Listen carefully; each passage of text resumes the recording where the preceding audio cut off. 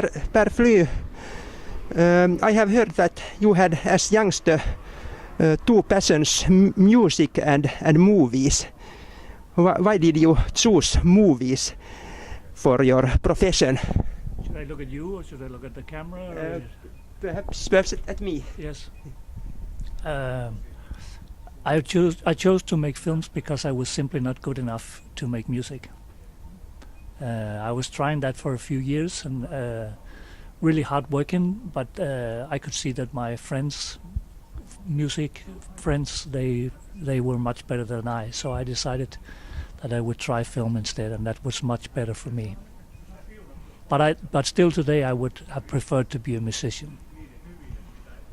Okay, what kind of music do you make nowadays? I would like to play in a modern jazz band. My instrument was guitar, but that's very hard to play in jazz on guitar. So, but if I could prefer, I would prefer that. Okay. What kind of country is Denmark for movie maker? It has been for many years a very good country for movie makers, because we have experimented in a lot of different forms and made a lot of different kinds of films. But these years it's hard because they made so much TV series and it's hard to make movies. It's hard to finance movies. So we're challenged these years in Denmark. I think we had a huge wave of the Dogma and all the films around the Dogma films, but it's stopped now. So we have to invent something new, and that hopefully will happen within the next 5 years. Have you had some difficulties in that in these funding things and so? Yeah, it's hard to finance feature films right now. You can feel that. That's not just Denmark. That's all over the world. It's very hard, especially these art kind of films are hard to finance at the moment. So, and we see also in Denmark, there's a lot of people that goes to America to try to work, or goes to England to try to work. Instead of before we all stayed in Denmark, but now we're scattered all around the world. So in that sense, it's new times, and all the new players on the market like HBO and Netflix and stuff like that. They're doing a lot of things to the business, and I think it'll be very interesting in this next 3-4 years. But it's also hard times for national cinema.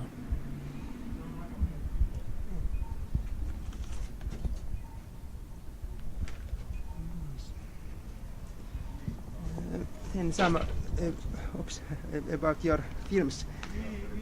You have discussed different social classes in Denmark in your films. In the film Banken there were worker class people, and in Arven there were class people, upper class people, and in Drabet there were middle class people. How did you get to make this kind of series about different social classes? My first film, my debut feature film, was a film called The Bench, which deals with the low class of the poor people of Denmark. It's not the working class anymore. It's the poor people who doesn't have a work. And those who sit on the benches, I think they do that in Finland too. At least they do that in Denmark. They sit on the bench in a park and drink all day, a lot of them. And I decided for me that instead of going out, sitting in my room trying to invent a story, I decided I wanted to go out in the street and meet the people that I wanted to make a film about.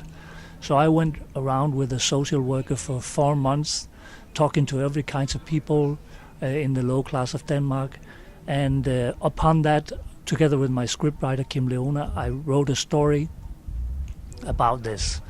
And from doing that, I found out that the method was very good for me. The thing that instead of sitting in my room trying to invent things, I went out in reality talking to people who was living the life of my characters, and from that I built a story. So I decided while I was shooting The Bench that it could be fun to look at Denmark as a class society. No, we don't really do that anymore because we think we're all alike, but we're really not alike. People have different kinds of possibilities, whether you grow up in the rich area or in the poor area. And that I decided to try to make a film about the upper class, the lower class, and the middle class. And it took me 5 years to make these 3 films, but it was worth it because I think it's a very strong idea for filmmaking to make this. And I got all 3 made and financed and shot. But it's a long time ago now. Manslaughter came out in 2005 and The Bench came out in 2000. So it was 5 years working from that. What kind of feedback have you got about these films? Have you got some kind of political feedback, for example?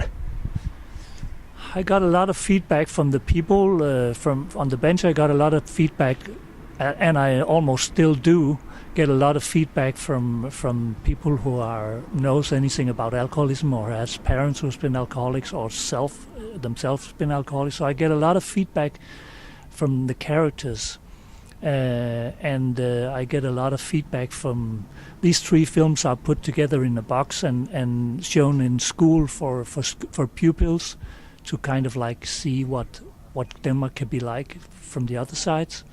So I get a lot of feedbacks on this film, but there was no direct political feedback, and I don't see myself as a political director in the sense that I want something, a result of my film. I see myself more as a political explorer. I want to see and show how the world is like, and that's interesting for me. But first and foremost, I'm a storyteller. I like to make films. I like to tell a story. I like the audience to be excited and feel for the characters. So I haven't experienced a very direct political things. There was some political discussions about some of the films, but not something really. It's more characters and people from the environments that comes and talks about the film, and they still do. Okay. Your quite new film is Monica Z, that discuss singer Monica Zetterlund. How did you be interested in these topics? Monica Z is the first film I made of a real character for the first, and it's the first film I made that I didn't have. She was a real character, and it's also the first film where I didn't have the idea for the film. The idea came from the scriptwriter Peter Biro, a Swedish scriptwriter, and he invited me, and him and the producer invited me into the project when they already had started that. The reason why I wanted to go into that is because I knew about a record that she made with a very, very famous, world famous pianist called Bill Evans, and I knew she'd made a record with him back in the 60s, in the early 60s, and I loved that record.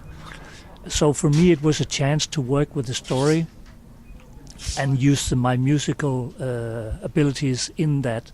So to work with some of the greatest jazz people of Sweden to make the film was a real treat for me. And when I studied Monica's story, I could see that there was definitely a good story to be told in her life. Not often, when you see these biopics, there's not a good story, but in Monica Z's case, there was really a good story for me to go into. Also a story a little bit about alcoholism, actually.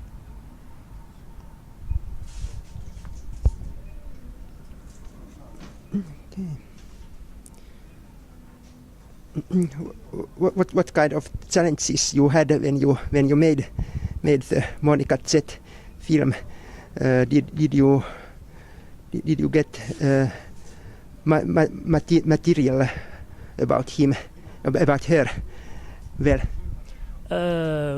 Peter Biro, the scriptwriter, has already when I got into the project, he had made a very, very big research on it, and I started out on a very big research. She died in 2005, so it's a long time ago, but there was a lot of her friends. You could talk to a lot of the musicians around her.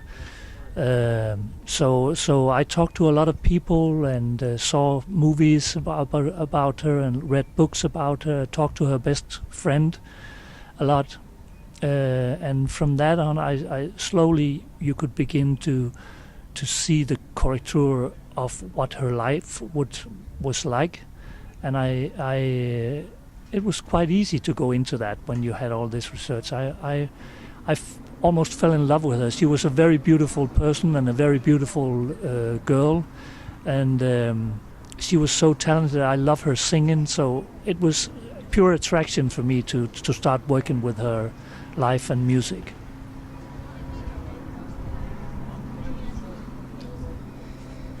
Do you want to tell what kind of new projects do you have nowadays? The next film is I just finished my next film, and it'll premiere later this year. It's an American film, but made from Denmark. So it's American actors, but it's a story about a big corruption scandal in the UN back in 2003. So it's a story about fraud, and it's a story about how can you be true to your ideals in the world of political environment. And this was a very big scandal that 2,600 companies in the world was involved in this, from 56 countries, among them at least Denmark, maybe also Sweden, I'm not sure. But so this is a story about how to survive with your ethics and your morals in shape in this world of world politics. It's a story that takes place in New York and Baghdad. So we shot in 4 countries to make this film. It'll come out later this year with Sir Ben Kingsley in a main character and Theo James as a main character. So you can see that when that comes, and we can talk about it afterwards. Yes, that's very, very interesting. Last question. You are now first time in Sodankylä in Midsummer Night Film Festival. How would you describe the spirit of these festivals? The feelings and spirits? It's a fantastic spirit and a fantastic feeling. You can feel that the audiences. I've been to open my films here, and every time you can feel that the audience really, really love films, and they have because films interest them, and it's so nice to be at a festival where ordinary people see your films, and you can talk with ordinary people. You can meet them on the streets when you walk here. You have to say this is a very small city, so you meet people all over. So I think that this is actually a very special festival, which there's not much like in the world. This is, as they told me, a strictly non-red carpet festival, and I like that.